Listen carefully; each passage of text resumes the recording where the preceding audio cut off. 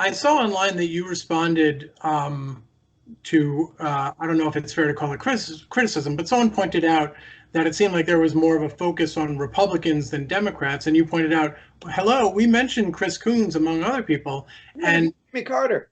yes, right. But my question, what I was very curious about was, did you ask Chris Coons for a sit-down interview about the family? I didn't do any asking because I am in the documentary as an executive producer, and being based on my books, I have a sort of say, but it's not my series. I meant you, the team. Yeah. So they saw interviews with everybody they could, and they did. I mean, we also see Janice Hahn, a Democrat from California, and again, there's no gotcha. I mean, if anything, I would have been a little tougher than the choice my colleagues made. We see her speaking positively of the fellowship. It would have been worth to me identifying what kind of Democrat she is, which is to say, you know, she is the Congress, or was a Congresswoman from the defense industry. Sorry, go ahead. And the Democrats who have been involved, every now and then there is a genuine liberal. A lot of times, Tony Hall, who's in a leadership position, a congressman from Ohio.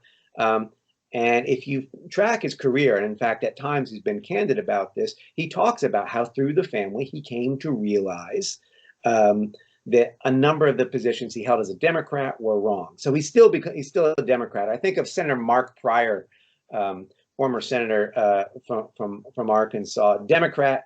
You know, a Democrat. He was a pro-life, pro-war, anti-labor. Blue dog.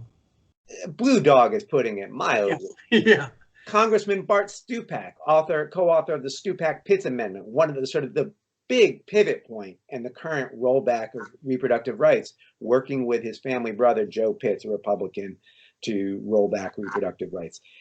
That's the kind of Democratic involvement mostly we've had, with a very few liberals. So we didn't focus on those liberals, although look, we got Jimmy Carter to sit for an interview. Yeah. We have, and we show some of the works that they've done that might be liberal. We let Bob Hunter sit there and say, I'm a liberal. We don't want to get into an argument with him about what that means. A lot of people said, how can we... Ted Lieu, these are both very progressive people who have been willing to publicly put their name on the letterhead, be affiliated with the organization for sure. The letterhead is actually kind of a different deal. And one of the things that I caution against, actually, is people who are researching this to see names on that letterhead and say, aha, so-and-so and so-and-so is involved. Right. No, it doesn't mean it. The letterhead means almost nothing. And the family knows that and says that in internal documents. It means someone who says, oh, sure, I'll go to a weekly prayer breakfast. I might not actually make it on a weekly basis. Right.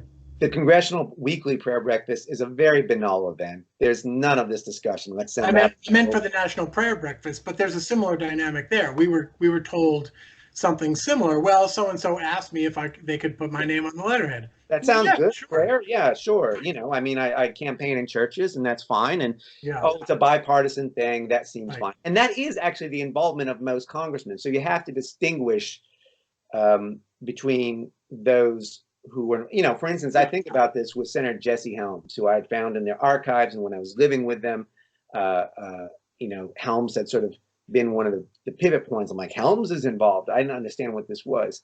Just recently, a former member who had worked for Helms was talking to me. This is like, well, I should clarify. Helms was willing to work with them when they would help him do what he wanted. Right. Helms would not go out of their way for them. Right. That distinguishes him from someone like Senator Chuck Grassley of Iowa, who is a longtime, deeply active member. And so that, you know, we don't want to sort of see this as bigger than it is. There's a lot that part of the illusion that they maintain is by bringing these names to the prayer breakfast and making people think that they have more people in their orbit than they really do. So that's I think a really important point here. And we were able to get Chris Coons on camera at this most recent and this was a 60 Minutes style, you know, but if you won't talk to us, got to do it. Yeah, so we had a reporter show up with a camera and talk to him. You know, oh, I've got a meeting to go to. It was that quick. It was 2 minutes roughly.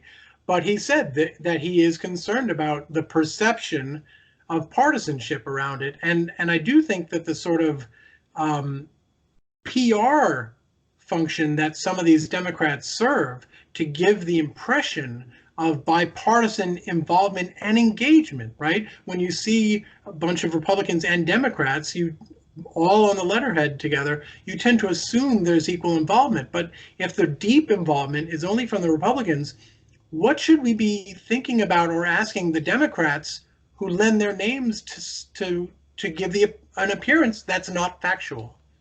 I want to ask every Republican, every Democrat, everyone elected to office who takes an oath, what are you thinking and lending your name to something that, one, compares Jesus to Hitler, which should be insulting to every Christian in America?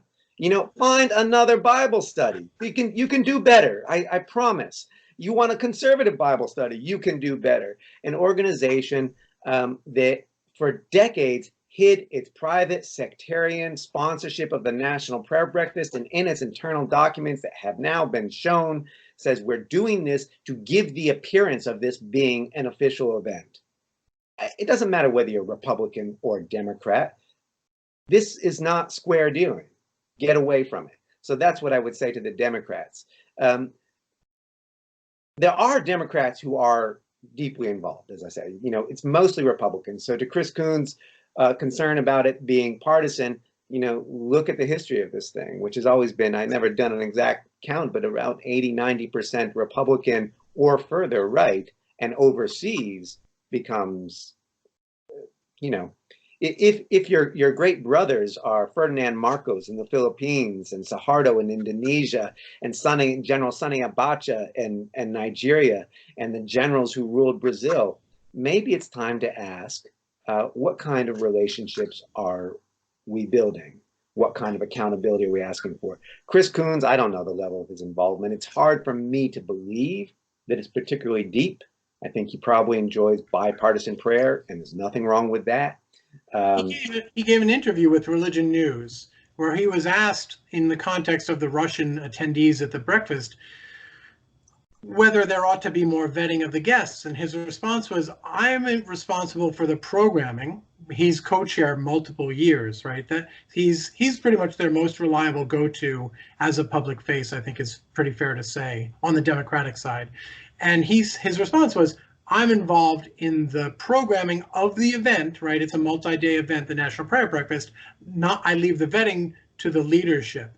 And I do want to, before I let you go, and I promise I will let you go, as you can tell, I've got so many questions about all of this stuff, but I do want to make a point about Coons, which was, we talked earlier about Ron Cameron, head of the Mount Dare chicken company, poultry company.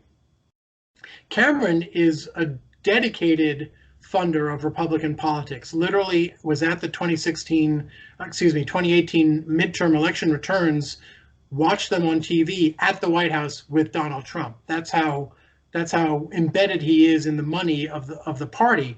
And we found that he's given to virtually everyone you can think of, Republican candidates in state after state, down ballot. The Cameron Mount Dare money is everywhere, except in Delaware. Nothing donated. Nothing donated against the rivals of Chris Coons or Tom Carper, who I believe now more recently, the other senator from Delaware, now more recently has lent his name to some fellowship activities or letterheads or something along those lines. Both men, I should point out, also members of the Chicken Caucus within the Senate. And I wanted to get your reaction, because there's a disparity here, which is Bill Nelson was another high-level, he was a senator from Florida, very high-level elected official who was closely affiliated with the fellowship. His wife was on the board. Yeah. Grace Nelson was on the board.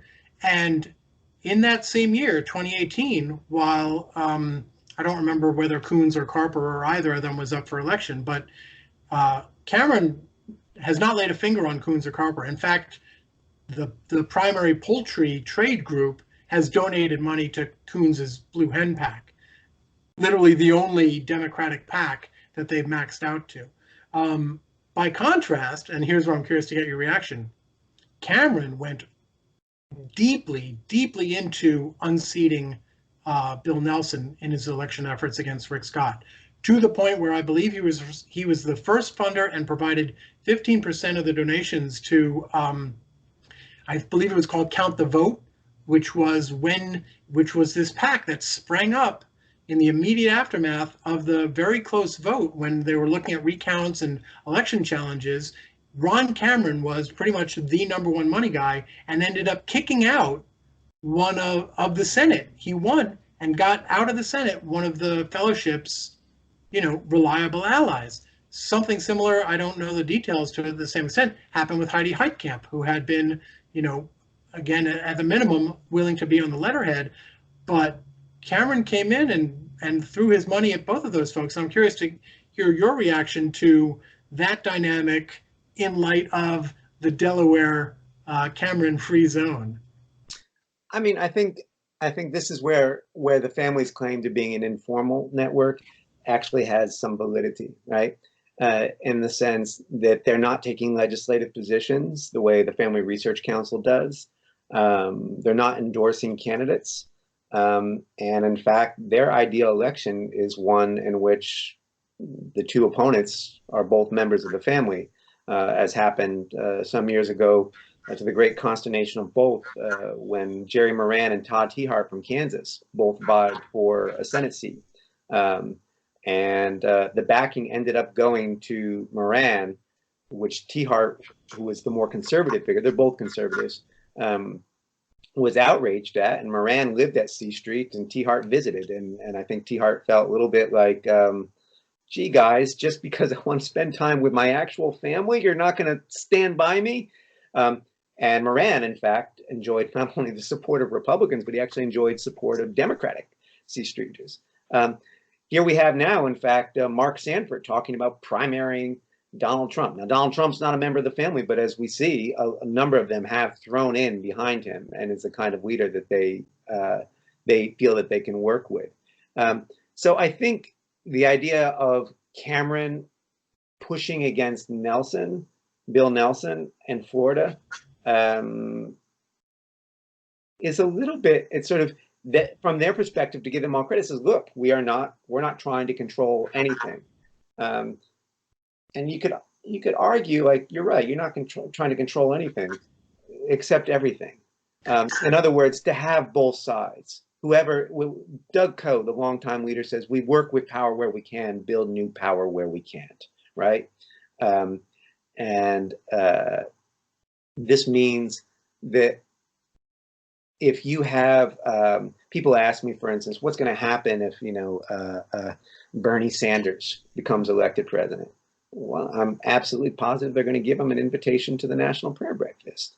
And my guess is he would go. That's sort of how the event is organized. Who's going to be the first president to say, no, I'm against prayer? It doesn't play. They understood that in the public face, it has to be bland enough, has to be banal enough that no one can turn away, right? No one can say no to that. That creates the sort of the shell within which the actual political work can happen. And that actual political work will have arguments. You'll have people and disagreement. Another example I'd give you is a little clip you probably come across, Al Gore, out of office, testifying before the Senate on climate change.